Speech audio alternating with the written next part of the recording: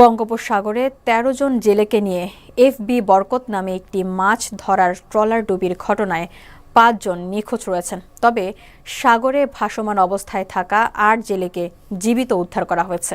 সোমবার গভীর রাতে দুর্ঘটনার বিষয়টি নিশ্চিত করেন বরগুনা জেলা ট্রলার মালিক সমিতির সভাপতি গোলাম মোস্তফা চৌধুরী। নিখোঁজ ৫ জেলের মধ্যে ইব্রাহিম, নূর আলম, কাউসার ও বেলাল নামে ৪ জনের পরিচয় পাওয়া গেছে। অপর নিখোঁজ জেলের পরিচয় এখনও জানা যায়নি। ট্রলার মালিক সমিতি ও স্থানীয় সূত্রে জানা গেছে, সোমবার দুপুরে গভীর সমুদ্র থেকে একজন ব্যক্তি ট্রলারের মাঝি পরিচয়ে মুঠোফোনে ট্রলার ডুবির খবর দেন।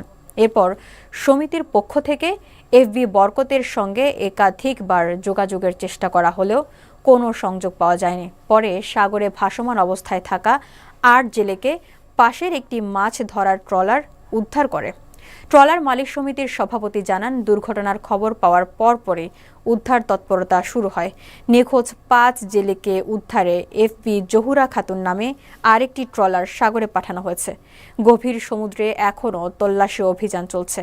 নিখোঁজ জেলেদের সন্ধানে সর্বোচ্চ চেষ্টা চালানো হচ্ছে বলে জানিয়েছেন সংশ্লিষ্টরা।